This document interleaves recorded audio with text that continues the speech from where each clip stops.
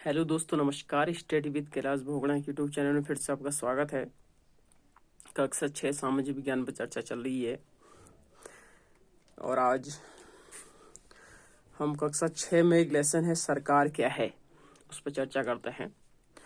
सरकार क्या है, देखते हैं कि सरकार कुछ सदस्यों अथवा लोगों का समूह है जिन्हें जनता अपना प्रतिनिधि चुनती है। सरकार देश के विभिन्न निर्णय लेती है। सरकार देश के लिए विभिन्न निर्णय लेती है और देश के विकास के लिए योजनाएं बनाती है। अब सरकार के कार्य कक्षा 6 वाले भी ध्यान में दें। हर एक देश को विभिन्न निर्णय लेने एवं काम करने के लिए सरकार की जरूरत होती है। ये निर्णय कई विषयों से संबंधित हो सकते हैं, जैसे सड़क और स्कूल कहाँ बनाए जाएं, बहुत ज़्यादा महंगी हो जाने पर किसी चीज़ के दाम कैसे घटाए जाएं, बिजली की आपूर्ति को कैसे बढ़ाया जाए। सरकार नागरिकों की शिक्षा की व्यवस्था करती है, नागरिकों को रोजगार देती है, देश की सीमाओं की रक्षा करती है, गरीबों की मदद के लिए कई कार्यक्रम चलाती है, दूसरे देशों में से शांतिपूर्ण संबंध भी बनाना इसका कार्य है। सरकार वह है जो कानून बनाती है, उन्हें लागू करती है और कानून ना मानने वालों को दंड देती है। एक नोट्स के माध्यम से इसको समझाने का प्रयास किया गया है, सरकार की पूरी डेफिनेशन को। अब सरकार के 3 स्तर से कार्य करती है। सरकार कितने स्तर से कार्य करती है? 3। एक स्थानीय स्तर से, इसमें गांव, शहर या मोहल्ले से है। राज्य स्तर पर पूरे राज्य को ध्यान में रखकर, और राष्ट्रीय स्तर पर इसका संबंध पूरे देश से होता है। सरकार को कानून के रूप में सबके लिए नियम बनाने की क्या जरूरत है? कक्षा 6 के लिए प्रश्न है, क्योंकि जब मनुष्य शांत में रहते और कार्य करते हैं तो उनके प्रकार के संगठनों और निर्णयों का कार्यान्वयन होता है। लोगों की सुरक्षा और संरक्षण के लिए कुछ नियम बनाए जाते हैं ताकि संसाधनों पर नियंत्रण रहे और प्रदेश तथा देश सुरक्षित रहे। तीसरा है कि कानून ही वह तरीका है जिससे सरकार काम कर सकती है। अब लोकतांत्रिक सरकार के लक्षण हमने बताने हैं। लोकतंत्र में लोग सरकार के हाथों में सत्ता शक्ति सौंपते हैं। इसके लिए वे किसी खास व्यक्ति को चुनाव में वोट देकर चुनाव करते हैं। निर्वाचित होने के बाद वे सरकार बनाते हैं। लोकतांत्रिक स्वरूप वाली सरकार में इसके सभी कार्य और निर्णय लोगों के लिए होते हैं। अब आता है राजतंत्रीय सरकार। इससे राजा यानी या रानी के पास निर्णय लेने और सरकार चलाने की शक्ति होती है। राजतंत्र में लोकतांत्रिक सरकार को प्रायः प्रतिनिधि लोकतंत्र भी कहते हैं। क्या कहते हैं? प्रश्न आ सकता है कि प्रतिनिधि लोकतंत्र किसे कहते हैं? तो लोकतांत्रिक सरकार या गणतंत्रात्मक सरकार। यंग इंडिया पत्रिका महात्मा गांधी ने लिखी। सरफेज मूवमेंट या महिला मताधिकार आंदोलन और उसकी उपलब्धियां वेरी इंपॉर्टेंट है। सरफेज मूवमेंट का अर्थ है महिला मताधिकार आंदोलन। यूरोप और अमेरिका में महिलाओं और गरीब लोगों ने मतदान के अधिकार के लिए लड़ाई लड़ी। यह कोई आसान संघर्ष नहीं था। प्रथम विश्व युद्ध के दौरान यह मांग और मजबूत होती गई। अमेरिकी महिलाओं को मताधिकार 1920 में, इंग्लैंड में यह अधिकार 1928 में मिला। अब ये मतदान के लिए पुरुष के समान अधिकार वाली हो गई। गांधी जी का दृढ़ विश्वास था कि भारत में हर एक वयस्क को वोट देने का अधिकार मिलना चाहिए। लोगों की सक्रिय भागीदारी के कारण भारत को स्वतंत्रता मिली। राष्ट्रवादी आंदोलन जन आंदोलन बन गए, जिसमें सभी लोगों ने बढ़ चढ़कर भाग लिया। अतः गरीब और अशिक्षित को भी वोट देने का अधिकार देना चाहिए। कांग्रेस के 1931 में कराची अधिवेशन में घोषणा की गई कि सभी लोगों को इस समान मौलिक अधिकार प्रदान किए जाएंगे। इससे समानता का अधिकार भी शामिल था। किसी भी आधार पर किसी भी प्रकार के भेदभाव को कोई स्थान प्राप्त नहीं था।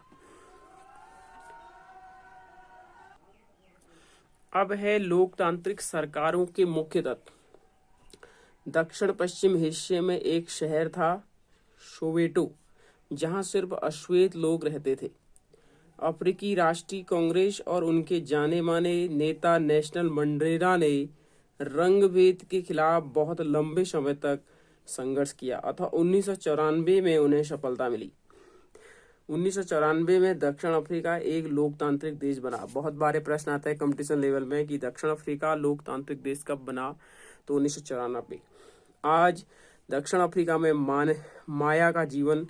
आज दक्षिण अफ्रीका में माया को सभी कार्यों में समान अधिकार प्राप्त होंगे।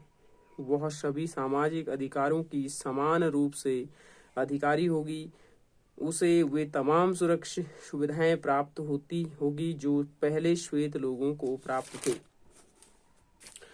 लोकतंत्र में लोग सरकार की प्रक्रियाओं में भिन्न तरीकों से भाग लेते हैं। लोग चुनाव में वोट डालकर अपना नेता चुनते हैं जो उनका प्रतिनिधित्व कराता है। वोट डालने के अलावा लोग सरकार के कामकाज में भी भागीदार करते हैं। अखबार, पत्रिकाएं, टेलीविजन भी जनता से जुड़े मुद्दों और सरकार की जिम्मेदारियों पर चर्चा करने में महत्वपूर्ण भूमिका निभाते हैं। विभिन्न विवादों और मुद्दों को सुलझाने के लिए सरकार की जरूरत। विवाद तब उभरते हैं जब विभिन्न संस्कृतियां, धर्मों, क्षेत्रों और आर्थिक पृष्ठभूमि के लोग एक दूसरे के साथ तालमेल नहीं बिठा पाते। ऐसा तब होता है जब कुछ लोगों को लगता है कि उनके साथ भेदभाव हो रहा है। लोग अपने विवादों को खत्म करने के लिए हिंसात्मक तरीके अपनाते हैं। सभी लोगों के साथ समानता का व्यवहार हो, इसे सुनिश्चित करने के लिए सरकार क्या कदम उठाती है, बहुत इंपॉर्टेंट है। समानता और न्याय लोकतंत्र का एक महत्वपूर्ण सिद्धांत है। समानता और न्याय को पृथक नहीं किया जा सकता। ये एक ही सिक्के के दो पहलू हैं। हमारा संविधान मौलिक अधिकार प्रदान करता है। समानता के अधिकार में छुआछूत को कानून द्वारा प्रतिबंधित कर दिया गया है। अब एक बहुत ही महत्वपूर्ण लेसन आपके सामने, एक कक्षा 6 वाले ध्यान में रखें, पंचायती राज। अब इसमें बहुत छोटी छोटी चीजें हैं जो कि कंपटीशन लेवल में बहुत बार पूछी जाती हैं यहाँ से, तो कंपटीशन लेवल के बच्चे भी ध्यान में रखें। ग्राम सभा क्या होती है? ग्राम सभा पंचायत के क्षेत्रों में रहने वाले सभी वयस्कों की सभा होती है। हो सकता है कि उसमें सिर्फ एक गांव हो या एक से ज्यादा। कोई भी जिसकी उम्र 18 वर्ष या उससे ज्यादा हो और जिसका नाम मतदान सूची में हो ग्राम सभा का सदस्य हो सकता है। वार्ड पंच। एक ग्राम सभा कई वार्डों, छोटे क्षेत्रों में बटी हुई होती है। प्रत्येक वार्ड अपना एक प्रतिनिधित्व चुनता है जो वार्ड पंच के नाम से जाना जाता है। वार्ड पंच के बारे में आपको समझ में आ गया होगा। पंचायत क्षेत्रों के लोग मिलकर सरपंच को चुनते हैं जो पंचायत का मुखिया होता है। वार्ड पंच और सरपंच मिलकर ग्राम पंचायत का गठन 5 साल के लिए करते हैं। ग्राम पंचायत के सचिव के कार्य देखते हैं। ग्राम पंचायत का एक सचिव होता है जो ग्राम सभा का भी सदस्य सचिव होता है। सचिव का चुनाव नहीं होता है, उसकी सरकार द्वारा नियुक्ति की जाती है।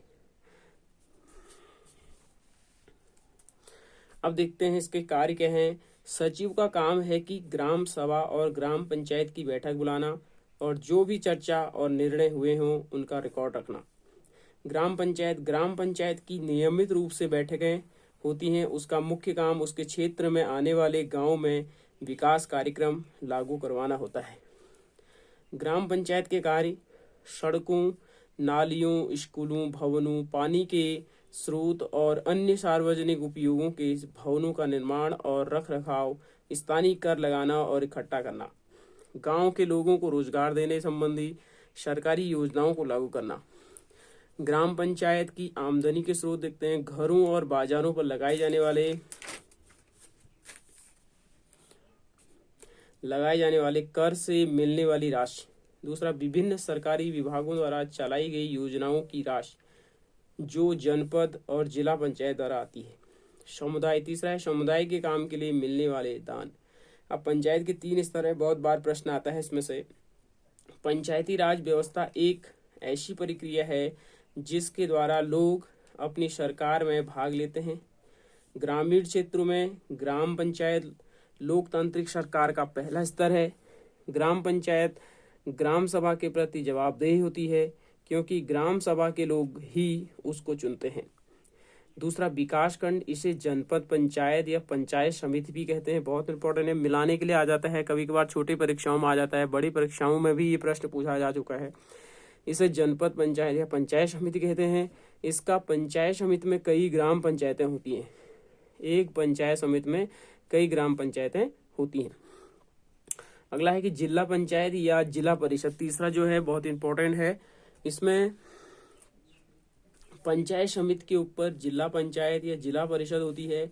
यह तीसरा स्तर है।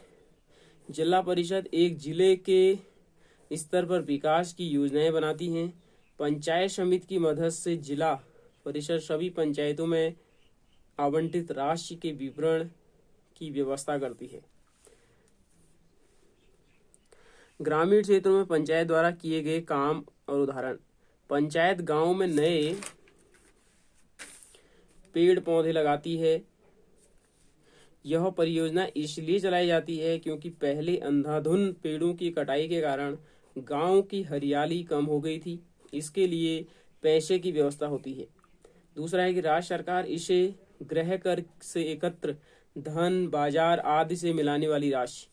तीसरा, सरकारी योजनाओं के लिए धन विभिन्न सरकारी विभागों जैसे जनपद इन जिला पंचायत द्वारा आता है। चौथा, समुदाय के काम के लिए मिलने वाले दान से। आप ग्राम सभा और ग्राम पंचायत के बीच अंतर, बहुत बार यहाँ से प्रश्न आया है। गांव में ग्राम सभा एक छोटे विधानमंडल की तरह होती है।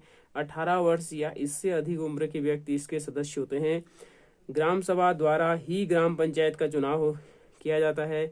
ग्राम पंचायत कार्यपालिका होती है जो गांव के प्रशासन का वास्तविक संचालन करती है। अब आता है कि गांव का प्रशासन, पुलिस का कार्य चोरी, दुर्घटना,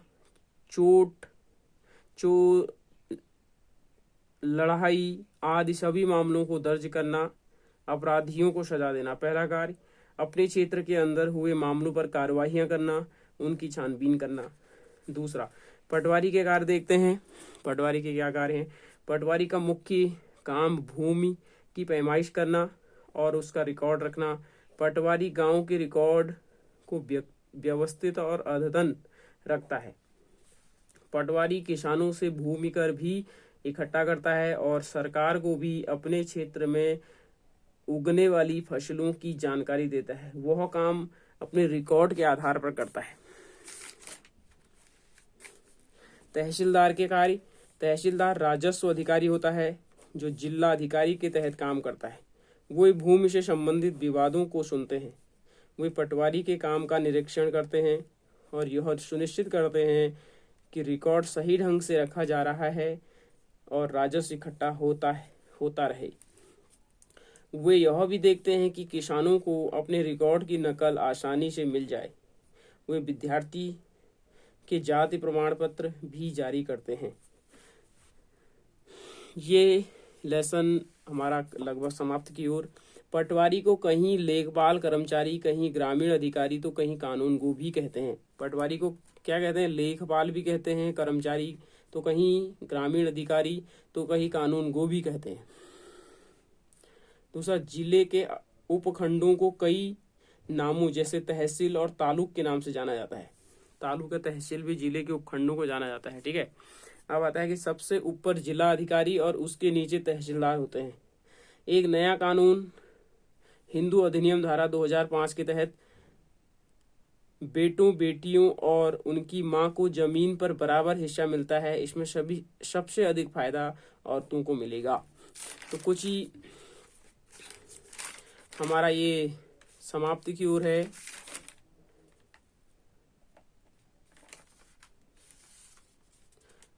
कक्षा 6 की सामाजिक विज्ञान हमारी समाप्त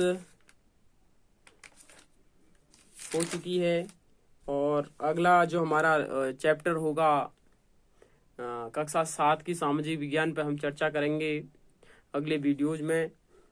जिन लोगों को वीडियो पसंद आ रहे हैं वो वीडियो सब्सक्राइब और शेयर जरूर करें। हम अगले वीडियो में मिलते हैं, तब तक के लिए नमस्कार, धन्यवाद।